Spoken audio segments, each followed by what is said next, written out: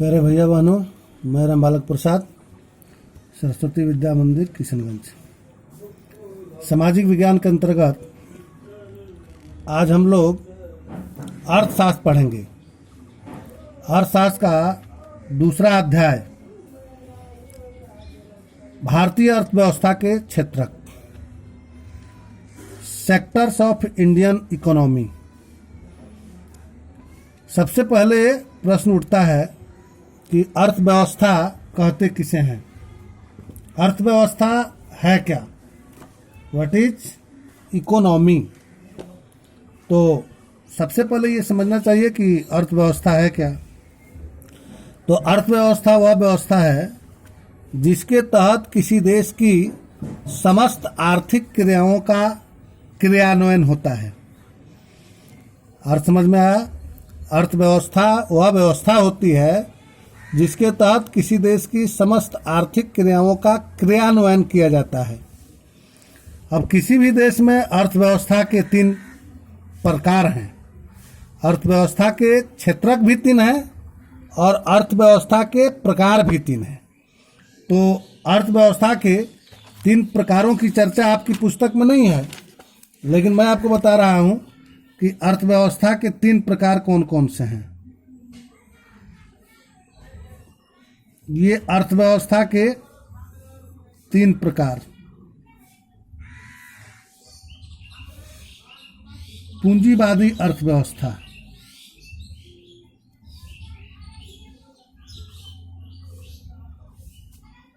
Number 2 Samajwadi अर्थव्यवस्था और number 3 मिश्रित या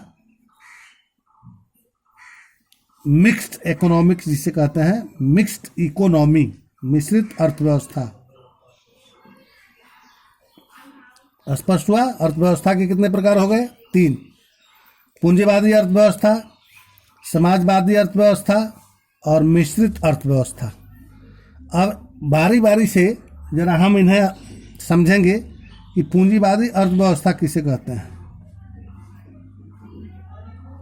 पूंजीवादी अर्थव्यवस्था वह अर्थव्यवस्था होती है जिसमें उत्पादन के समस्त संसाधनों का स्वामित्व व्यक्ति या व्यक्ति विशेष के हाथ में होता है तथा जिसका उद्देश्य अधिकतम लाभ प्राप्ति होता है।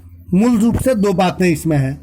एक कि उत्पादन के समस्त संसाधनों का स्वामित्व, उत्पादन के समस्त संसाधनों का स्वामित्व व्यक्ति या व्यक्ति समूह के हाथ में होता है और उद्देश्य क्या होता है? उद्देश्य होता है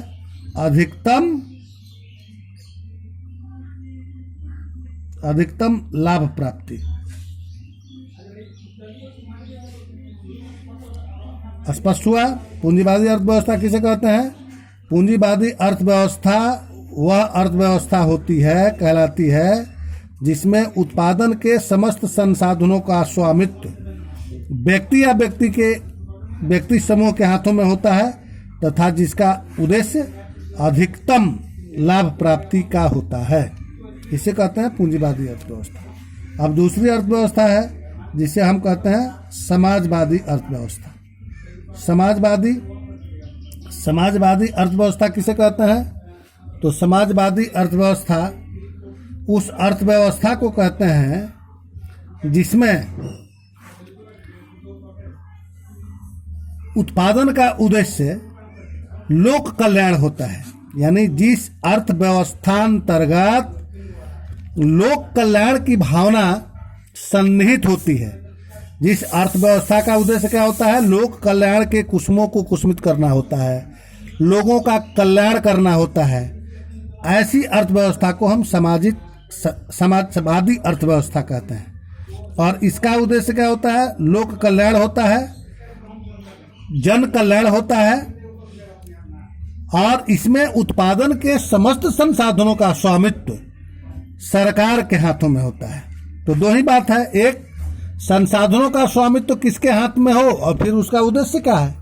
तो जहां पूंजीवादी अर्थव्यवस्था में उत्पादन के समस्त संसाधनों का स्वामित्व व्यक्ति या व्यक्ति समूह के हाथ में होता है।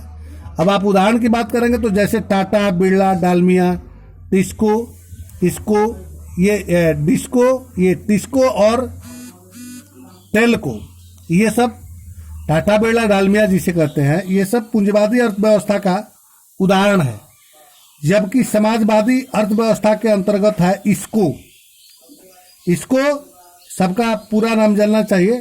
टिस्को का नाम है Tata iron and steel company. इसी तरह डिस्को का नाम है Dalmia iron and steel company. तो जो अर्थव्यवस्था अधिकतम लाभ प्राप्ति के उद्देश्य से चलाई जाती है उसे हम कहते हैं पूंजीवादी अर्थव्यवस्था, और जिसमें उत्पादन के समस्त संसाधनों का स्वामित्व व्यक्ति या व्यक्ति समूह के हाथ में होता है। दूसरी अर्थव्यवस्था है समाजवादी अर्थव्यवस्था। तो समाजवादी अर्थव्यवस्था में उत्पादन के समस्त संसाधनों का स्वामित्व सरकार के हाथ में होता है और सरकार लोक कल्याण की दृष्टि से इस अर्थव्यवस्था को चलाती है। जैसे इसको Indian iron and steel company, Bharat सरकार द्वारा संचालित जितने भी उद्योग हैं जिनका उद्देश्य क्या है, तो स्वयं लोगों का कल्याण करना, अधिकतम लोक कल्याण है, ऐसी अर्थव्यवस्था को समाजवादी अर्थव्यवस्था कहते हैं। तीसरी अर्थव्यवस्था है जिसे हम कहते हैं मिश्रित अर्थव्यवस्था। मिश्रित अर्थव्यवस्था अर्थात मिक्स्ड इकोनॉमी। मिश्रित अर्थव्यवस्था वह अर्थव्यवस्था होती है जिसमें एक तरफ पूंजीवादी अर्थव्यवस्था भी काम करती है और दूसरी तरफ समाजवादी अर्थव्यवस्था भी काम करती है। यानी कुछ क्षेत्रों में सरकार निजी उद्योगपतियों को उत्पादन कार्य के लिए छूट दे रखती है। वो निजी उद्योगपति अपना उत्पादन कार्य करते हैं, जैसे भारत में टाटा, बिरला, डालमिया आदि के जो उपक्रम हैं ये पूंजीवादी अर्थव्यवस्था के अंतर्गत काम करने वाले उपक्रम हैं। दूसरा है समाजवादी अर्थव्यवस्था। ये दूसरी समाजवादी अर्थव्यवस्था जिसका संचालन सरकार करती है और इसका उद्देश्य लोक कल्याण होता है। तीसरी जो है मिश्रित अर्थव्यवस्था, इसमें पूंजीवादी अर्थव्यवस्था और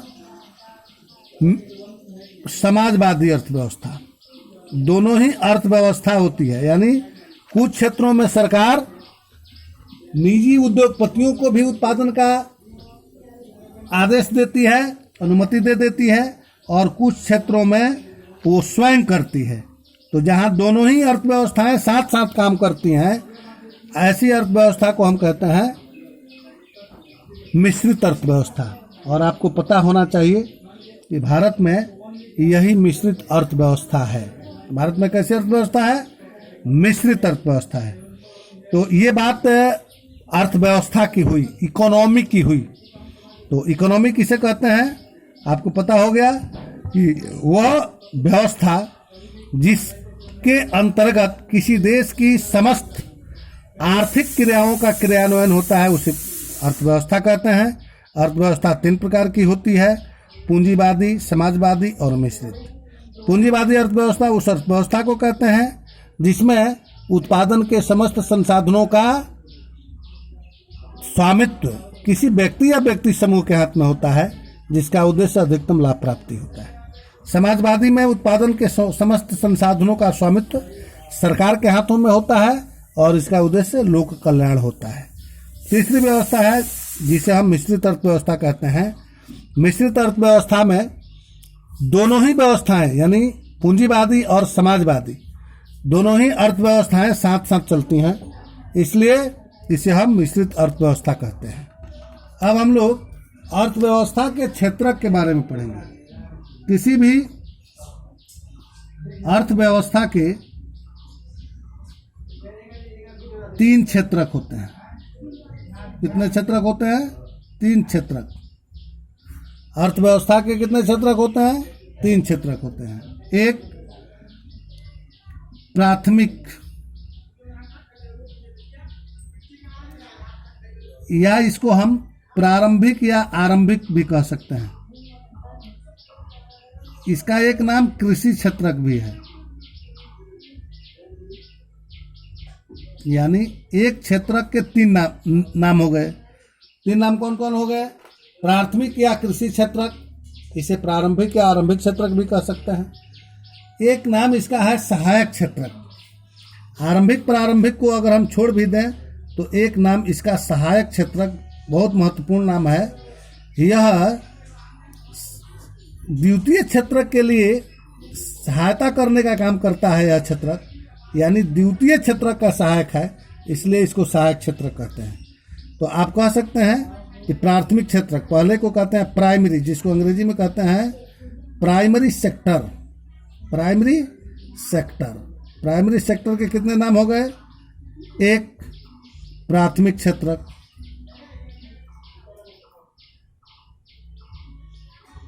या कृषि क्षेत्रक, या सहायक क्षेत्रक। तीन नाम याद रखना चाहिए। प्राइमरी सेक्टर के कितने नाम हो गए? तीन, प्राथमिक क्षेत्रक, कृषि क्षेत्रक या सहायक क्षेत्रक। दूसरा क्षेत्रक है जिसको हम द्वितीयक क्षेत्रक, द्वितीयक क्षेत्रक या इसको औद्योगिक क्षेत्रक भी कहते हैं। औद्योगिक क्षेत्रक और अंग्रेजी में इसे कहते हैं सेकेंडरी सेक्टर। क्या कहते हैं? Secondary sector. तीसरा क्षेत्रक है जिसे तृतीयक क्षेत्रक कहते हैं। तृतीयक, इसका दूसरा नाम सेवा क्षेत्रक भी है और अंग्रेजी में इसको टर्शियरी सेक्टर बोलते हैं। स्पष्ट हो गया? कितना होगा क्षेत्रक? फिर से देखिए, एक प्राथमिक क्षेत्रक जिसे कृषि क्षेत्रक भी कहते हैं, सहायक क्षेत्रक भी कहते हैं, आरंभिक क्षेत्रक भी आप कह सकते हैं, लेकिन मुख्य रूप से तीन नाम याद रखिए हिंदी में, प्राथमिक क्षेत्रक, कृषि क्षेत्रक या सहायक क्षेत्रक। अंग्रेजी में एक ही नाम है, प्राइमरी सेक्टर। दूसरा क्षेत्रक है द्वितीयक क्षेत्रक जिसे औद्योगिक क्षेत्रक कहते हैं। इस द्वितीयक क्षेत्रक को औद्योगिक क्षेत्रक कहते हैं जिसे अंग्रेजी में सेकेंडरी सेक्टर कहते हैं। और तीसरा क्षेत्रक हो गया सेवा क्षेत्रक जिसे टर्शियरी सेक्टर कहते हैं। ये अर्थव्यवस्था के तीन क्षेत्रक हो गए। तो किसी भी देश में अर्थव्यवस्था के कितने क्षेत्रक हो गए? तीन क्षेत्रक। अब एक एक करके हम ये समझने की कोशिश करेंगे कि इनका नाम किस आधार पर रखा गया है, इसका अर्थ क्या है। जैसे प्राथमिक क्षेत्रक, तो प्राथमिक क्षेत्रक का दूसरा नाम कृषि क्षेत्रक है। इसका अर्थ है, प्राथमिक शब्द कैसे बना है? प्रथम में इक प्रत्यय लगाने से, यानी प्रथम का एडजेक्टिव बन गया प्राथमिक, यानी पहला क्षेत्रक। और इस क्षेत्रक में कृषि की प्रधानता है, इसलिए इसको कृषि क्षेत्रक कहते हैं। और कृषि क्षेत्रक जो है यह औद्योगिक क्षेत्रक का सहायक क्षेत्रक है, इसलिए प्राथमिक क्षेत्रक को सहायक क्षेत्रक भी कहते हैं। नामकरण की सार्थकता ये है, प्राथमिक क्षेत्रक, कृषि क्षेत्रक या सहायक क्षेत्रक जिसे हम प्राइमरी सेक्टर कहते हैं अंग्रेजी में। तीनों का नाम क्लियर हो गया कि तीन नाम क्यों रखे गए, किस आधार पर इनका नामकरण किया गया। तो अब परिभाषा क्या है, पहचान क्या है प्राथमिक क्षेत्रक की? तो जिस क्षेत्रक की समस्त गतिविधियां प्राकृतिक संसाधनों पर निर्भर करती हैं उन्हें हम प्राथमिक क्षेत्रक कहते हैं। यानी all the activities of primary sector fully depend on natural resources.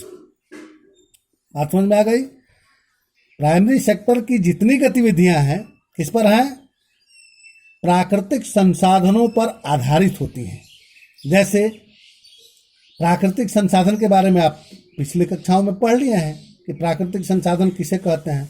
तो जो संसाधन हमें प्रकृति से निःशुल्क प्राप्त हैं, जैसे मिट्टी, जल, वायु, वन, पशु, ये सब प्राथमिक क्षेत्र की गतिविधियां हैं। यानी कृषि क्षेत्रक, all types of farmings are